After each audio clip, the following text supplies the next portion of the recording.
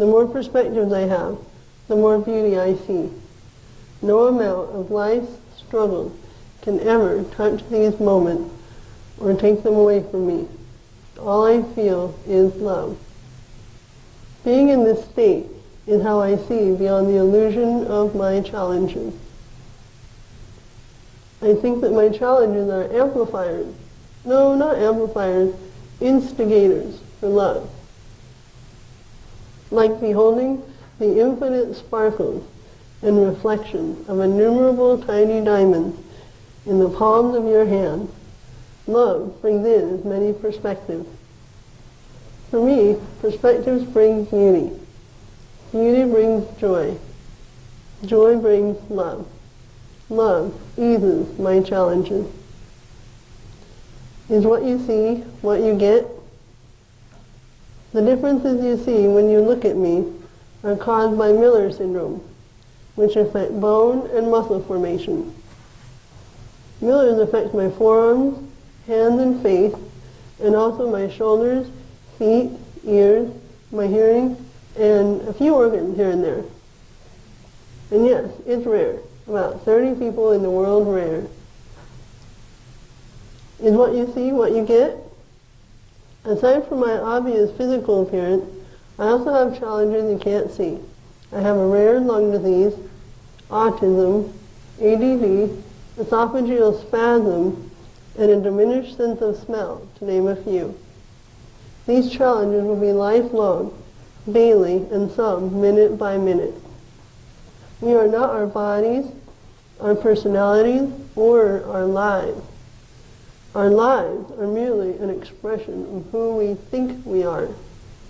When we see beyond these appearances, we are incapable of not loving ourselves, everyone, and everything.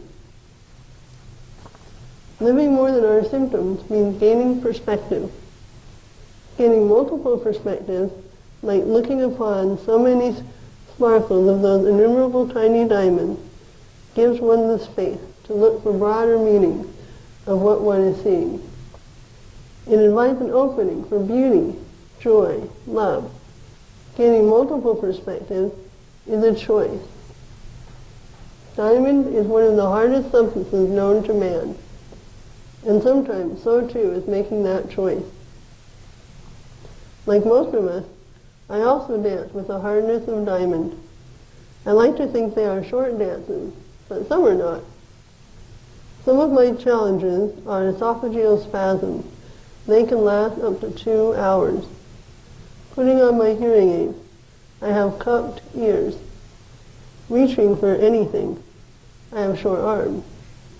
Clearing my lungs in lung therapy. This is a daily task and takes over an hour. And the challenges of autism, which includes understanding what people are saying, staying on task, overwhelm, and overstimulation, all to name a few. When challenges in my life present themselves, I have natural automatic reactions, as most of us do.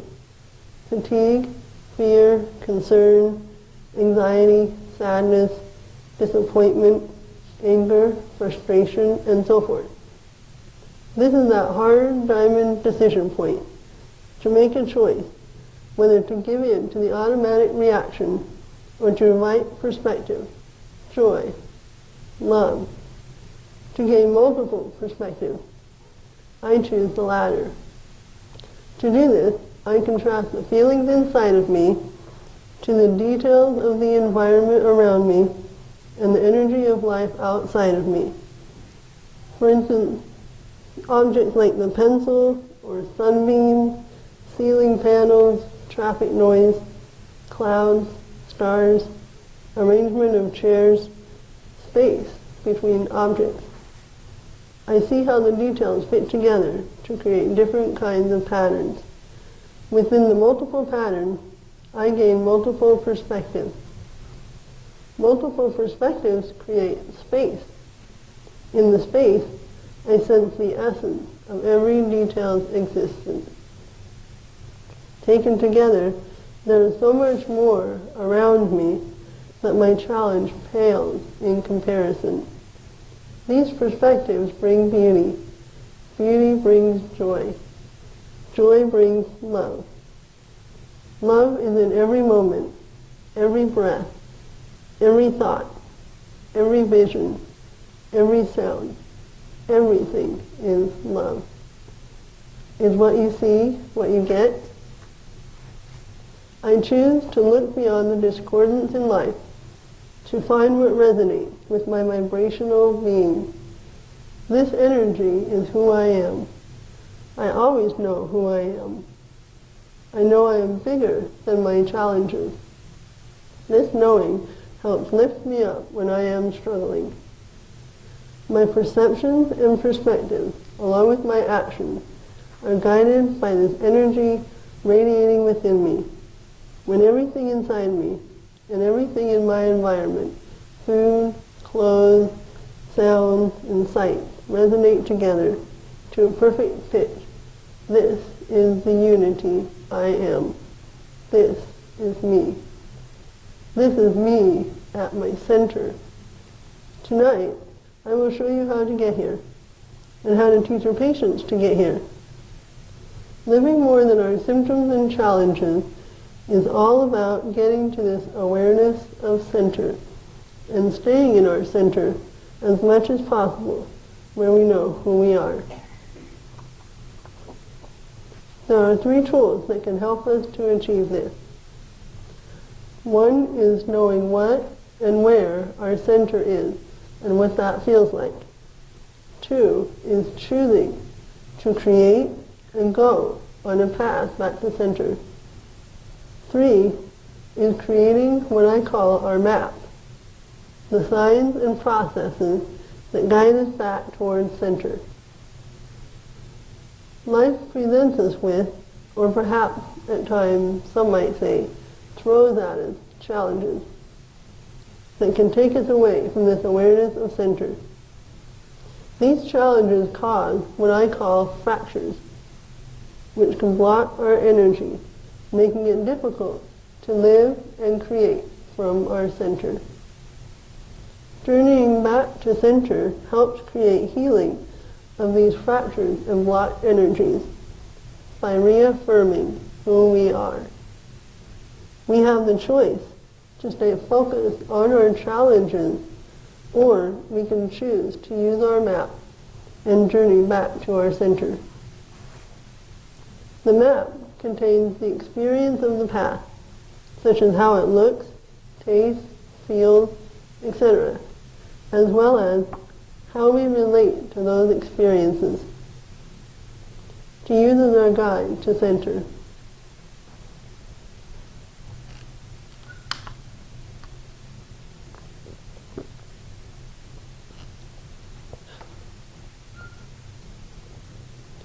Imagine for a moment that you are out taking a walk or going hiking. Imagine that it is a bright, sunny day and the sun is quite visible.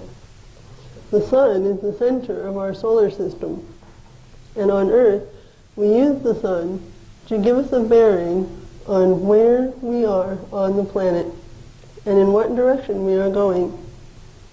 Now imagine in your mind's eye a tall, magnificent, splendid tower that rises up above a kingdom, your kingdom. Imagine that this tower is in the center of your kingdom. When you are standing atop this tall, magnificent, splendid tower, you can see forever in all directions about your kingdom. And whenever you are wandering about your kingdom, you can always look back to your tall, magnificent, splendid tower in the center of your kingdom. You can always see it. You can never get lost. This tower is the center of your connection to your innermost self, to your joy, beauty, and love. By shifting your point of view, your place within your kingdom, you can bring yourself closer to, or even back into, your tall, magnificent, splendid tower of beauty and love. By focusing from the sensation of symptom to those things that bring you joy, beauty, and love, you can live more than your collection of symptoms. Take a moment now and go to your tower. Be in your tower. Feel what it is like to be in your center of joy, beauty, and love. It is eternal and timeless. There is nowhere else you need to be, and nothing else you need to do.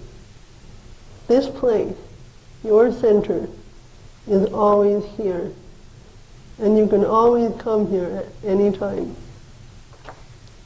Remember this feeling.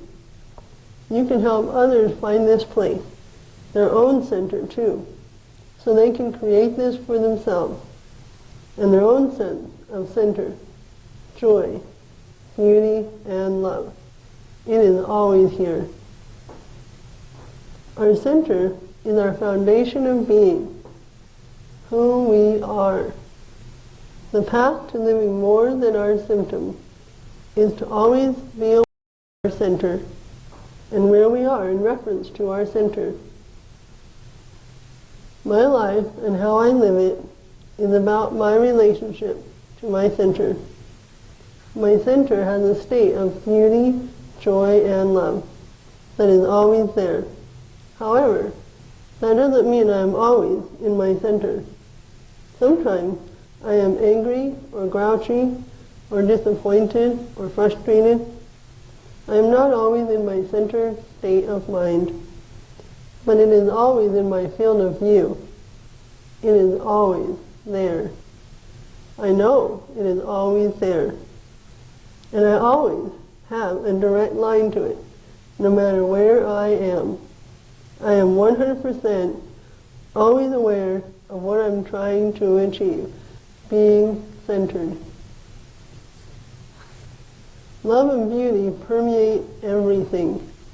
It is always there for me to see and experience whenever I choose. No matter how frustrated with life I am, love is still there and is always there. It is never not present. I can see to my centered state of mind to find the love and beauty contained in that experience and in myself. Knowing that love is always there gives me joy.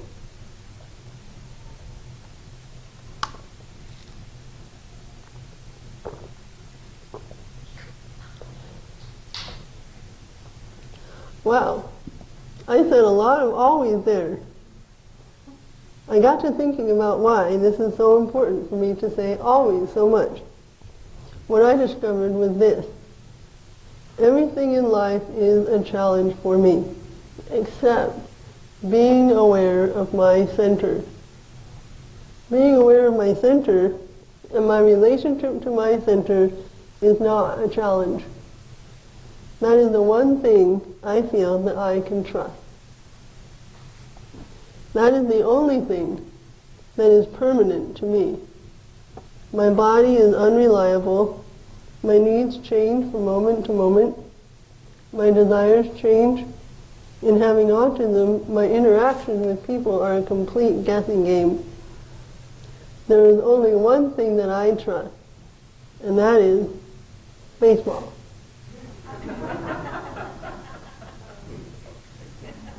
Actually, it is my awareness of center. I am grateful in many ways for challenges. The challenges are opportunities to get deeper in touch with ourselves by allowing us to remember our center, reconnect with ourselves, and reflect on our life's meaning and purpose.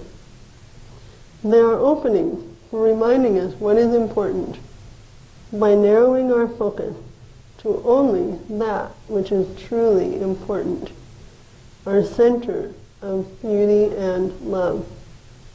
When we are challenged, we can choose to slow down and take notice of our connection with ourselves, the people we love, and the people who help us in our healing during a challenge.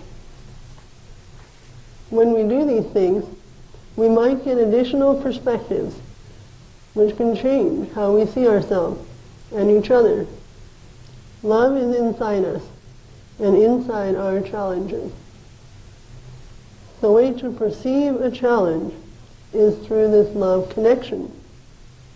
Other people may perceive challenges in other ways, but if I want to live more than my symptoms, this is the only way I can do it. Having Miller syndrome presents functional problems in my personal environment as well as in my medical environment. I am not able to reach my neck, my upper chest at all, the back of my head, under my arm, my tailbone area, parts of my back. I also can't reach my face or ears with my left hand. Everywhere else requires extreme stretching and flexibility. For scratching an itch, push pencils are really useful. And I always keep them around.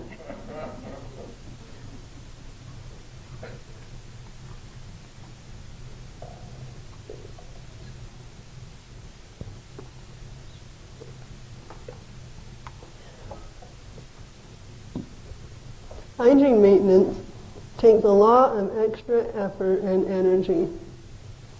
I can't reach into tight places, for example, between furniture, under car seats, and inside pockets. Reaching the backs of cabinets or top shelves involves tools or other people because my arms and fingers are not long enough and my range of motion is limited.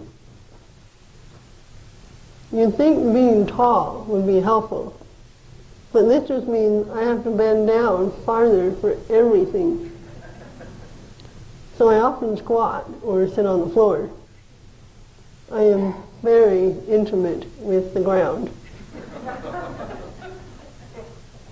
Reaching for food at the back of the fridge is not easy, and this requires that I take out the food in the front first.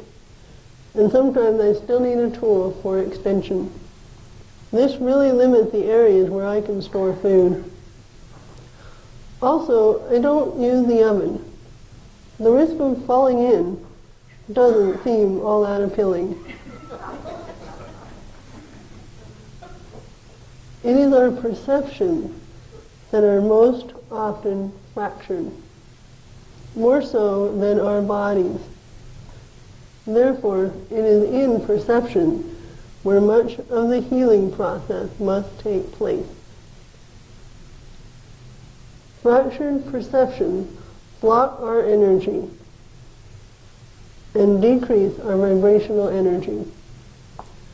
By healing fractures, we expand and increase our vibrational energy, exploring the path to knowing oneself, reducing fear, gaining courage, embracing gratitude and joy, leads to healed perceptions, to love. Love is the highest vibration we can realize. Love is always there. We are love. The ultimate challenge is in remembering that we are love and expressing that love. In order to heal during a challenge, we need to expand beyond the challenge and our discomfort of it by choosing to embrace everything else along with the challenge. Expansion is all-inclusive. During challenges, my focus and choice of action is to become aware of being in that moment and what that feels like. This helps me to accept the reality. When I choose to embrace the reality of the moment, my mind opens up. Openness allows energy to flow through me. By being open, I'm willing to receive awareness and understanding and experience something new. This allows me to see the challenge in a different perspective, making it easier for me to journey back to center. What are some of the feelings that can lead us away from center? Would any of you like to offer a suggestion? Yes? Resentment. Anybody else? Anger. Any more? Fear. Great. It's feelings like these that can fracture our energy. Recently, I had an experience where I was aware of my choice to stay in center or to be left with fractured energy. Typically, I don't go outside of my apartment much, except for errands, doctors, visiting family. Sometimes I go to the park or to the canyon to see nature's beauty. My friend and I were about to go to the canyon when I started having a spasm episode, which I knew would last 2 hours. I thought, I should just stay home. I didn't want to go to the canyon while suffering. Then I thought, well, what's the purpose of staying home? That's boring. Then I would be suffering and bored. After all, I was just about to go enjoy the beauty of the mountains, the trees, the autumn leaves, and rivers. So I might as well go. I can't stop the spasm, and a ride to see the beauty of the earth would be enjoyable. What a great opportunity to take my mind off my spasm and feel joy while I'm having a difficult situation. Enjoying myself was easy because I had already learned not to give my spasms much attention since I knew the spasm would pass. It is important to focus on something more positive, something that I can see, touch, hear, feel, that brings me more pleasure. Choosing to go into the canyon expanded my spirit and my energy. These perceptions and state of mind guided me back to my center, allowing me to heal from the disappointment of an unexpected challenge. This is an example of living more by symptoms. Healing is about unifying our relationship with ourselves and relationship with others. Healing is about reacquiring a sense of wholeness. Healing is about reaffirming who you are. How do we do this? How do we heal? How do we reaffirm who we are? We create our map, the signs and processes that guide us back towards center. Our map is how we perceive ourselves, our relationship to ourselves, and our relationship to that which appears to be outside of us. Our map is about being aware of our direct connection to our center and the ways we connect to our center. Our map is about how to reaffirm who we are. When I feel lonely, my perception is that I am missing people or want to be with people, and this takes me out of my center. What feeling lonely really means is that I am forgetting to affirm who I am. In social situations where I don't get a chance to express myself and experience who I am, I go home feeling disconnected, like I lost myself. I feel fractured. I need to create a path and use my map to get back to center. Sometimes writing is my path of expression when I feel lonely. This is what I wrote when my brother moved away after I lived with him for a year. I remember the first night of being on my own in my new apartment after I moved out of my mom's house. It was scary and lonely, but I got used to it.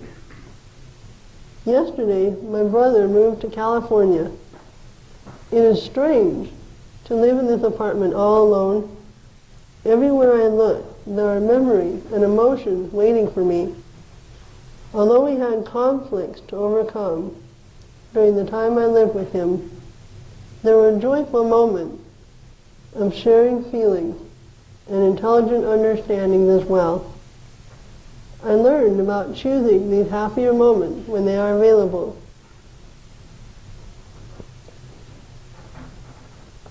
Sharing thoughts builds a connection between two people.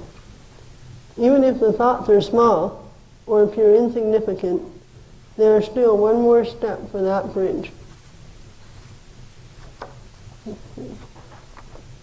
I also learned that sometimes having items which represent the individual in the house displays potential and personality.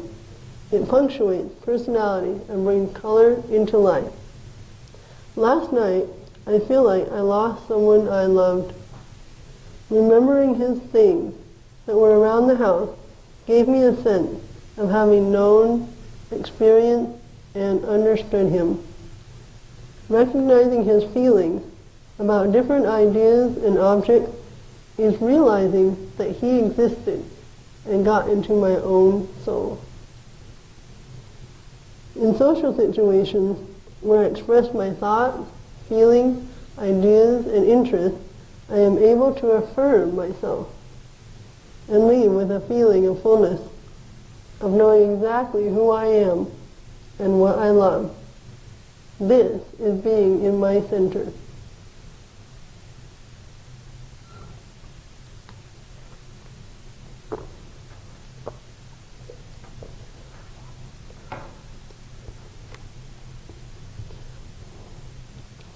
Getting back to maps, how we perceive something affects our energy, thoughts, feelings, and actions.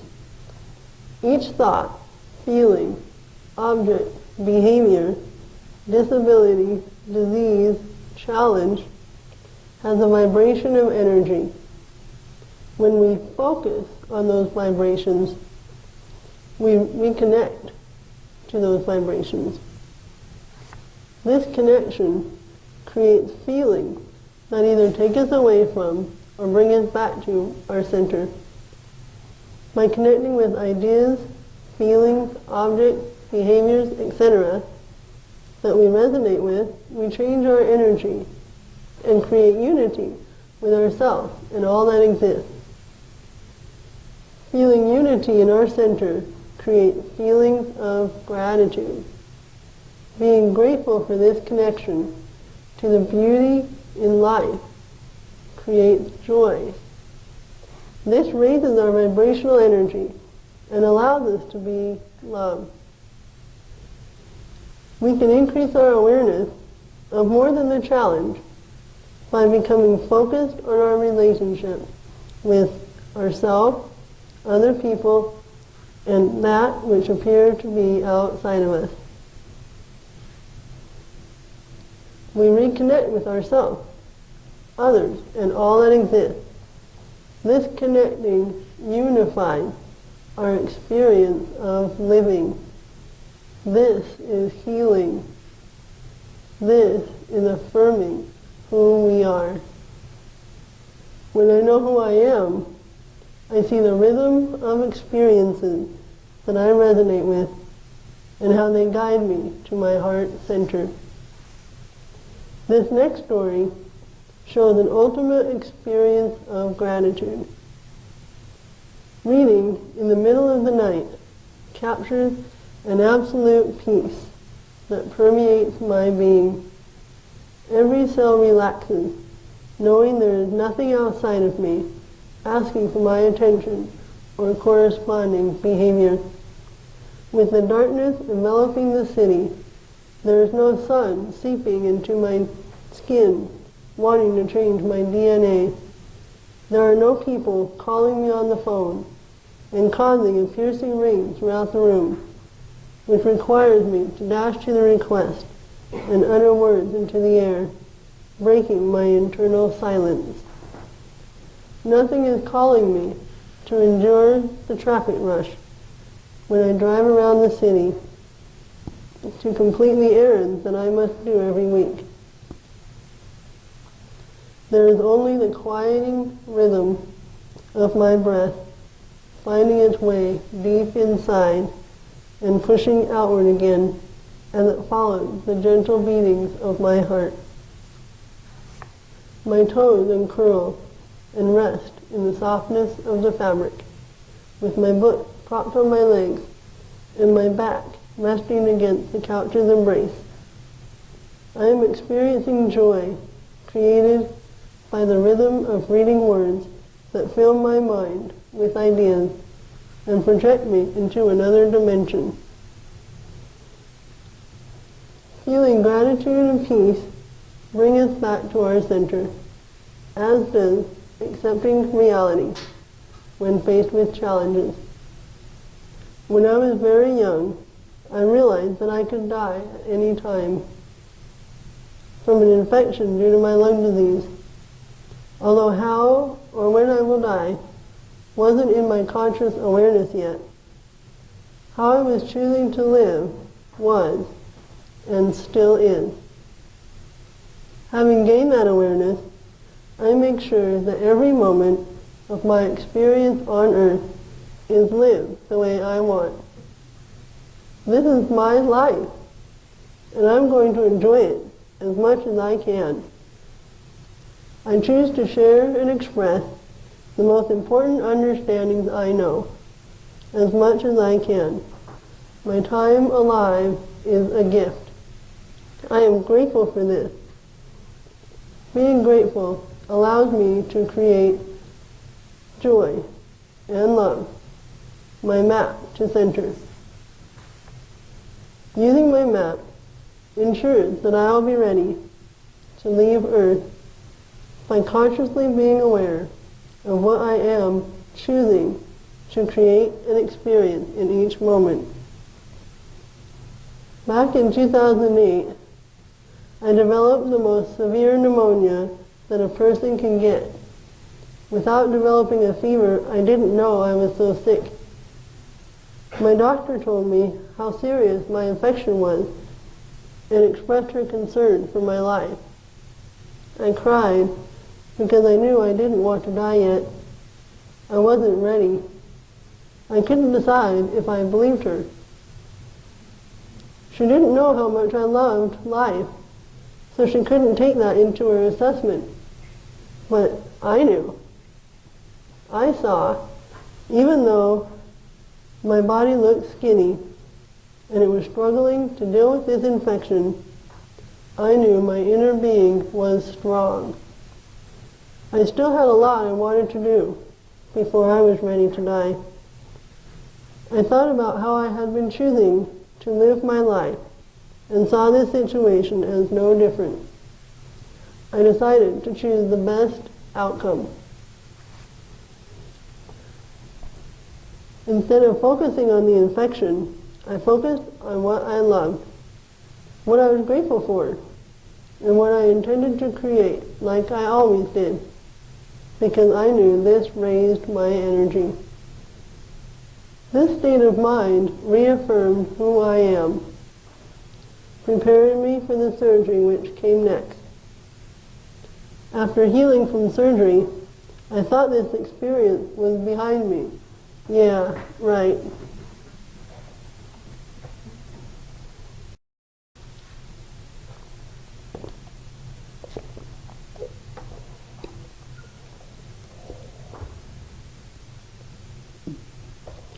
Throughout my life, I expected that parts of my body would be the same for years because I had so many other things wrong with my body. Some of these parts included strong abdomen muscles, no scars on my back, and no discomfort when leaning back in a chair. After my surgery, I realized that expectation didn't fit with my reality. In this reality, my body wasn't the same. Some of my abdominal muscles were permanently damaged, less functional, and occasionally painful. The skin on my back had a huge scar, and I had a bump on my back that can cause pain when I lean back on a chair. I was sad to see these changes because of my previous expectation, especially when I thought I was healed. It is a strange experience to accept lifelong scars as normal and part of me, and new scars as a change and foreign to me. I decided that since I couldn't keep my old expectation, I chose to accept reality and see something new.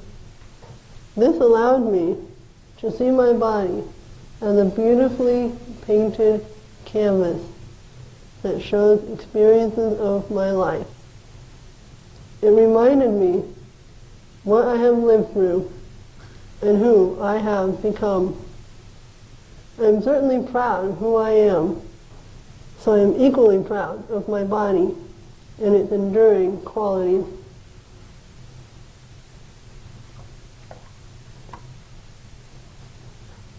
I look back on what my body has experienced during this lung surgery and appreciate the support and the quality of life my body still gives me. The doctor saved my life, and I chose to keep my life. I am grateful to be alive. I chose to live and pursue my purpose on earth. This is much more important than appearances, mild function loss, an occasional muscle spasm, and limitation in leaning back in my chair. Instead, I lean forward into life. Accepting reality brought me into my center, healing my fractured perceptions. It is our thoughts about our challenges that can make our experience of them so difficult. During challenges, my focus and choice of action is to become aware of being in that moment and what that feels like. Our thoughts, including desires and wants, are not reality. They create an illusion, a story. Stories create feelings, which affect our energy. This process can cause fractures or healing.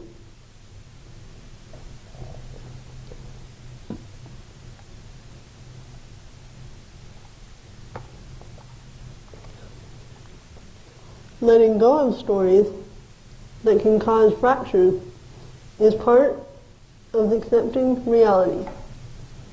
This brings clarity to what our center is and what reality is. When the story is released, so are the feelings that were attached with it. If a story about reality doesn't make us feel good, why keep it? When we accept reality, we begin healing.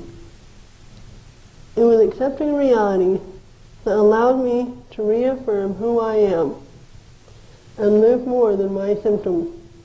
My following story also illustrates this process. During college, I worked in the library, reading letters, thinking, and writing.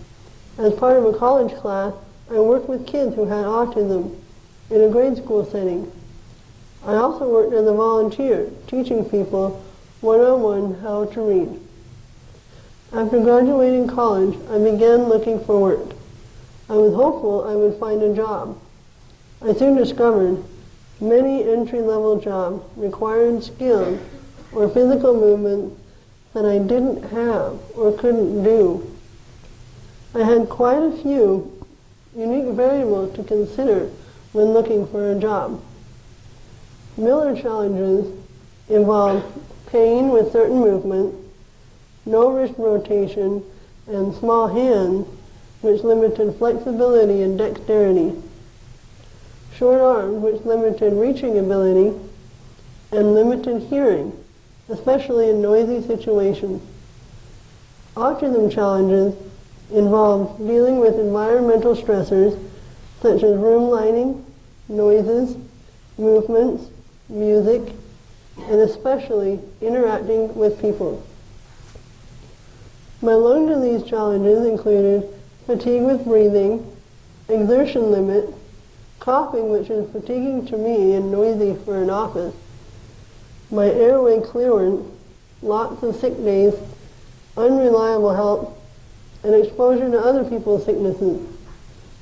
ADHD challenges affected my alertness, concentration, focus, energy, and their dependability because of my other challenges that also need my attention and my energy. I felt discouraged. Do you feel discouraged after hearing this list?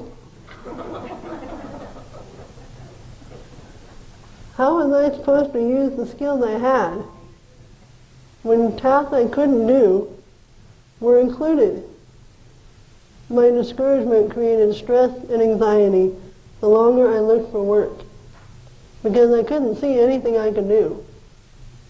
Looking for work became a dismal chore in my daily life, and I became depressed. I knew I wanted to work, but not under the conditions the work field required. I was worn out. I wanted to stop looking for a while so I could feel better. I needed a break, so I stopped.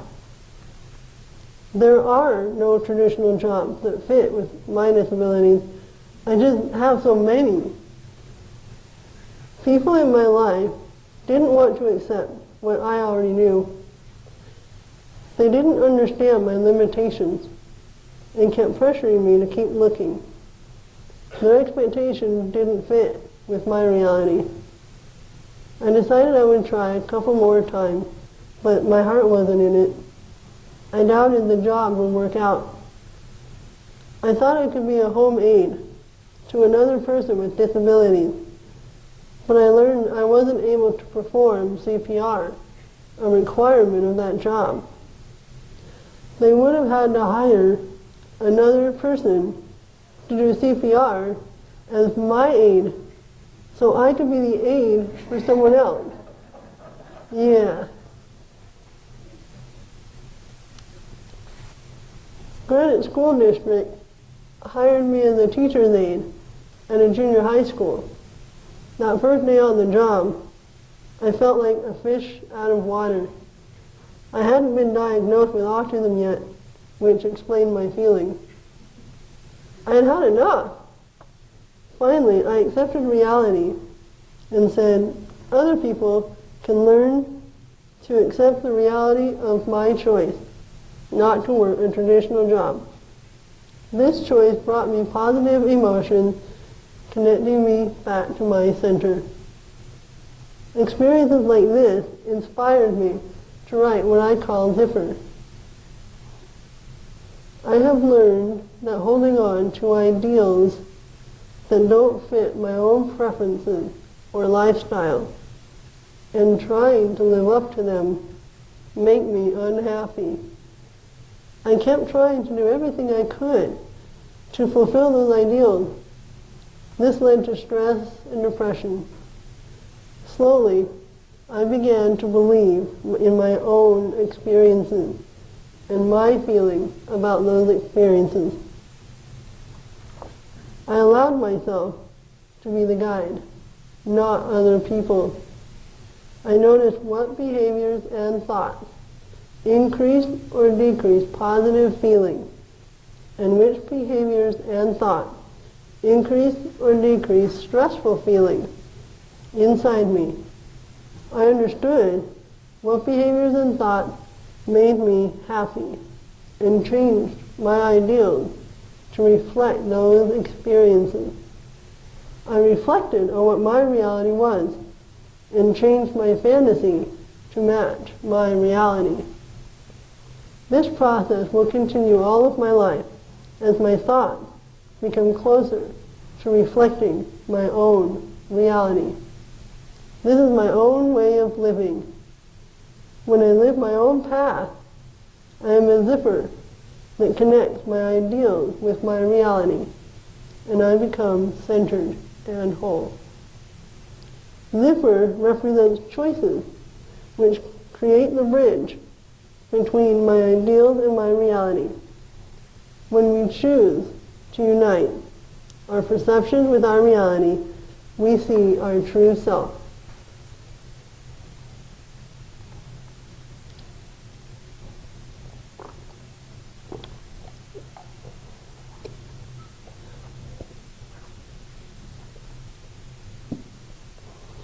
My concluding story will show you examples of discovering the bridge connection between affirming who I am and what I love and my understanding of my reality.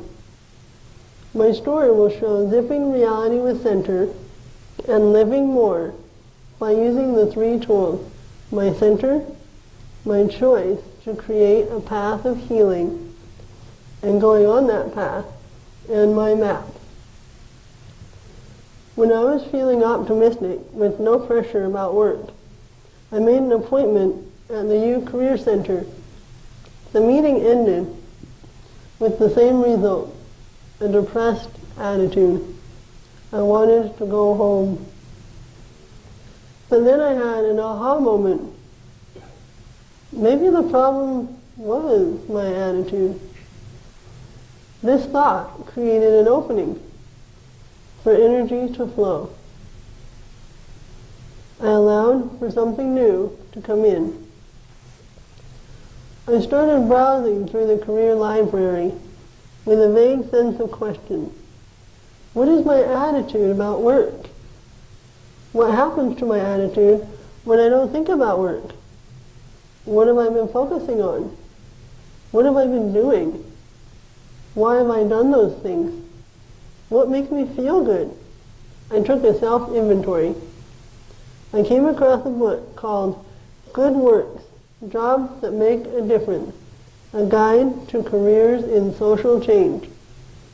Inside were non-profit organizations working to create change in our world, involving health, social, and environmental issues.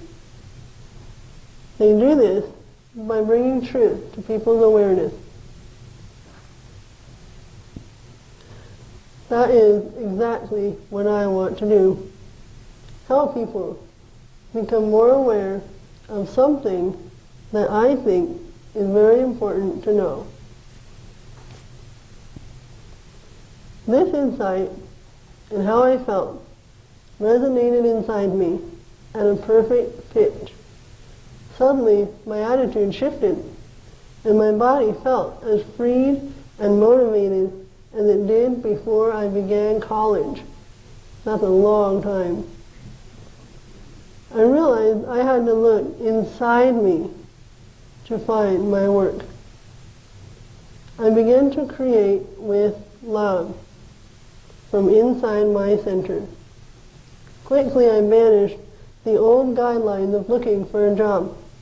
Those included looking at what skills and knowledge companies wanted, limitations I have, and what jobs are available in Salt Lake City at the moment. I chose to release any preconceived notions I had about what kind of job was in my future. I started thinking creatively. The questions came faster than I could write them down. Which values are important to me? What knowledge is important to me? What insight or information do I have that I want to share? Which audience do I want to address? What areas in society do I see as being overlooked? Everyone kept looking outside of me to find jobs and the motivation to work. They looked outside of who I am, what my values are, what I wanted from the world, what I wanted to give to the world, my expectations, and what I perceived about this world. All of these things I possess inside of me. They didn't look at any of this stuff. Soon I did the same thing and became fractured because I was very lost. I had traveled far away from myself, my center. In the career library, I shifted my focus from outside to inside of me, uniting my ideals with my reality. I discovered that finding work isn't about seeing what is out there. It is about seeing what is within and bringing it to the surface. Expressing myself is my work. I decided to make it the center of any work I do. I write from what is inside of me and use the knowledge I have. I found my center again. I realized that my writing and speaking are ways to help people become more aware of something I think is very important to know: loving themselves and feeling gratitude. In conclusion, is what you see what you get. How we choose to perceive our interaction with life affects how we feel and what relationships we create. Our choices are powerful. We learn what choices to make by using our map to reaffirm who we are, especially during challenges. Our choices can heal us when we take a path back to our center, creating unity and gratitude in our tall, magnificent, splendid tower of beauty, joy, and love. This journey through life, expanding our awareness of center and our relationship to it, is living more than our collection of symptoms. Thank you.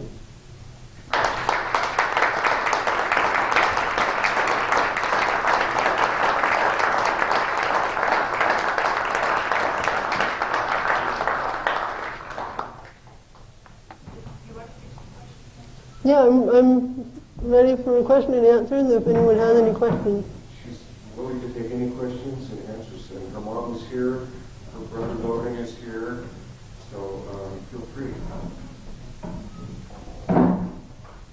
I'll help Heather hear what your questions are. We're not bashful about answering any questions, so you don't have to be shy that maybe you'll ask the wrong question or something. There really aren't any wrong questions. Heather, what has the role of forgiveness been in your process of adjusting to the things you've had to deal with? I forgive everything all the time. I don't have any blame for anything that happens in reality because I appreciate so much of what is given to me all the time, every moment. When I feel gratitude and grateful, there's no blame for anything.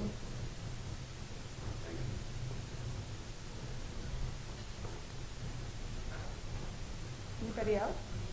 Yeah? How did your mom make you such a wonderful person? What was your problem with your mother? She came out that way. Yeah. She taught me a lot about choices. Yes. And to do what I love. And she might have some other thoughts.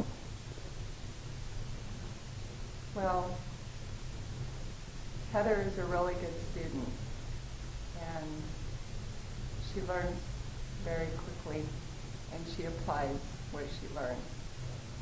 And that made teaching her a joy, because I got to see the results of it. Sometimes I think we didn't know Heather had autism until about 8 years ago.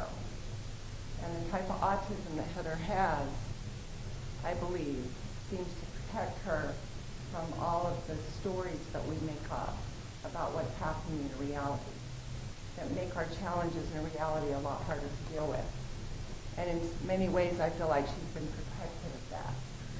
And usually, forgiveness needs to happen because we've made up all these stories about why people do things or don't do things.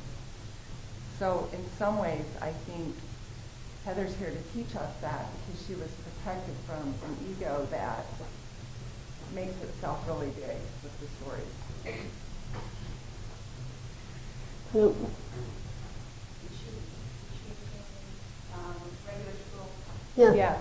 Heather and Logan went to Holiday Elementary, Olympus Junior High School, and Olympus High School, and then Heather went on to Westminster College, and then finished the rest of her education at University of Utah, getting a bachelor's degree. And Logan went to graphic design school after he graduated from high school and got an associate's degree in graphic design, and he's an artist.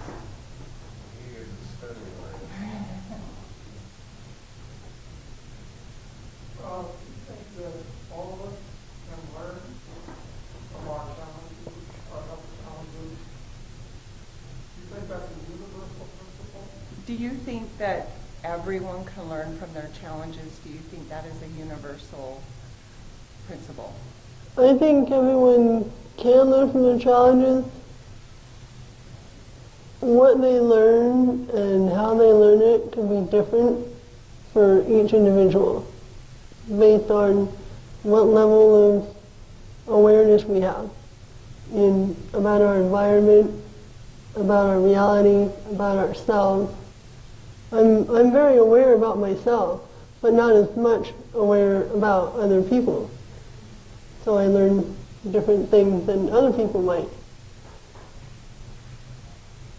We think everyone can learn from their challenges. Yeah. Or what? I had a question. I guess at first when you had these children, you must have been kind of, worried and depressed or anxious, wondering how to help them. Did you have to go through a lot of training, do a lot of study to learn how to help your children? They call it class, how to learn how to help them? You know, mother instincts are pretty good at helping with that. It's like with most challenges, I learned as I went along.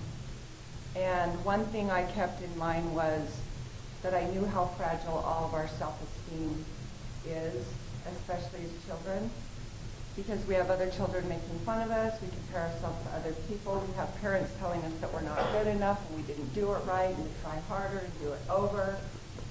So one thing that I knew for sure was that I wanted to do everything humanly possible to protect their self-esteem from me, from my anger, from my frustration. In other words, I didn't want to scream over spilled milk. And it wasn't always easy, but having Heather and Logan have their disabilities made my awareness so high about that goal that it was almost automatic, because it was so, and if I did scream and yell, I was always apologizing, telling them that it wasn't them. It was me. It was my mood that I was in right then. So I did it as I went along. And we had our challenges. Heather was more autistic, and she just followed all the rules. She had her routine. Logan was very, very ready to be a man and to be on his own and to, make his own choices and decisions about things, which can be challenging for a parent, as most parents find out in the teenage years. And we just dealt with that along the way. And there were mistakes made like we all did, and just remembering that you do the best you can with what you have. But I love personal growth books. So I read a lot of books about relationships, about communication, about, awareness and all those things. So those were my tools that I chose.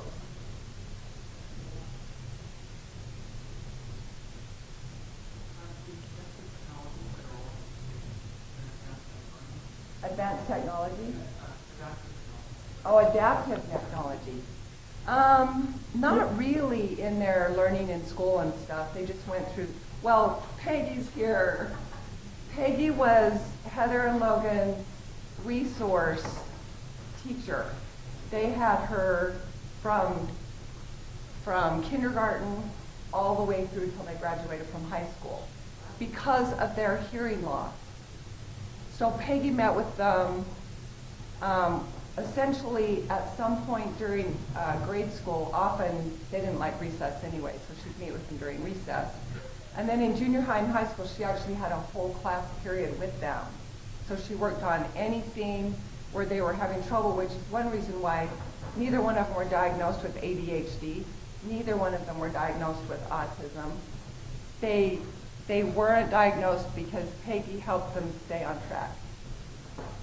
And so Peggy was our special technology.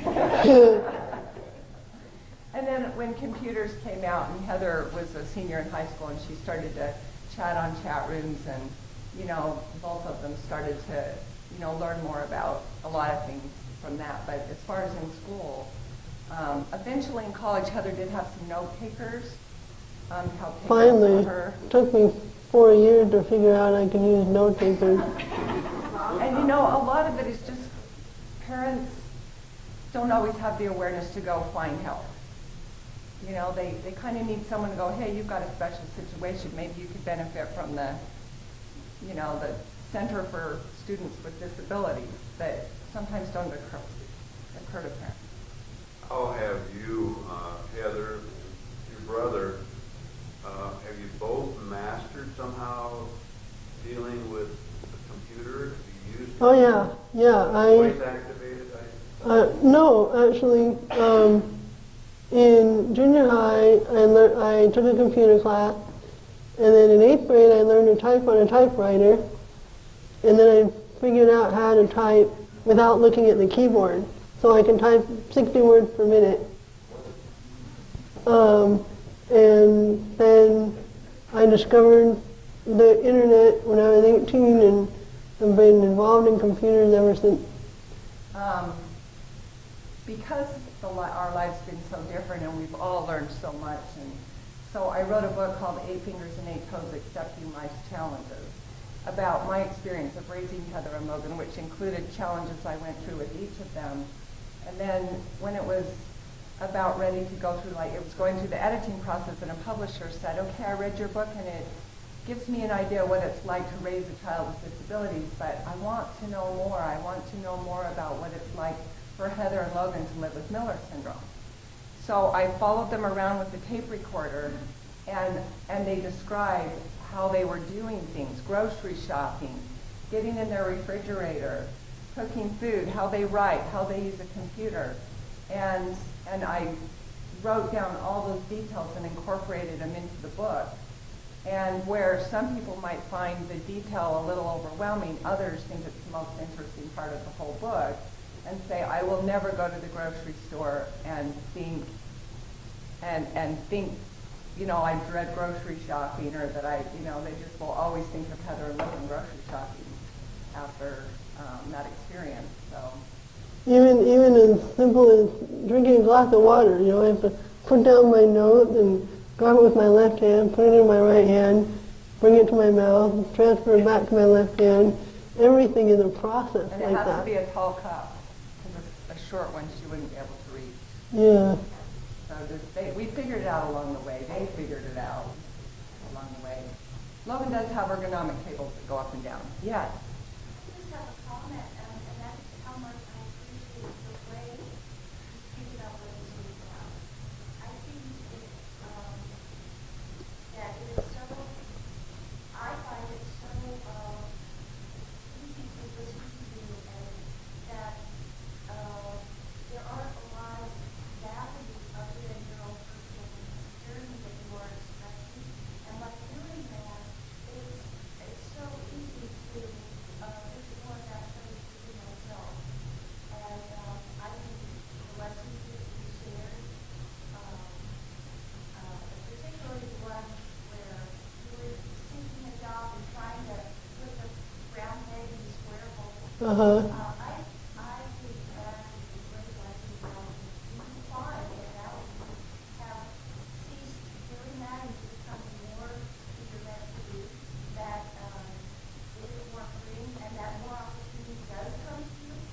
Yeah, I discovered speaking. It's like, wow, I can speak. Yeah, that's my work. Yeah. Yeah. Their guidance, really place a lot of value on that, and I think it's wonderful for people to hear it. I hope you share it with a lot of students. Thank you. Well, one thing we've been doing, you can all go home and go to YouTube. Debbie Jorde, Heather Madsen, Logan Madsen, and I've posted other talks that we've given, accepting life challenges, communication insights learned, gained through experiences with autism, talks that we've given to the medical students, the first year medical students in their human genetics class. And I'll post this one on YouTube, probably not from this recording because of the mic problems, but in about a month or so after Heather recovers from preparing. We'll record it with good sound in a controlled environment, and we'll post that one as well, and you can share it with people that you think will benefit. Where is your book? Oh, I actually grabbed a few out of my car, but you can get them on Amazon.com. You can get them. You could go into Barnes & Noble and they would order you one. You can go to Art Access Gallery where some of Logan's art is down there, and they have books. And most of the online bookstores, you can get them in an ebook. I actually recorded an audio, just read it myself since I listen to audiobooks, and that's at learnoutloud.com. And so they're available pretty universally. And you spell her last name Jorde. Jorde. Debbie Jorde. You make it sound really easy, guys. No, it was just one step along the way, you know, like all of us. And it is what we think about our challenges that makes it more difficult. It really is. Thank you so much. Thank you so much. Thank you.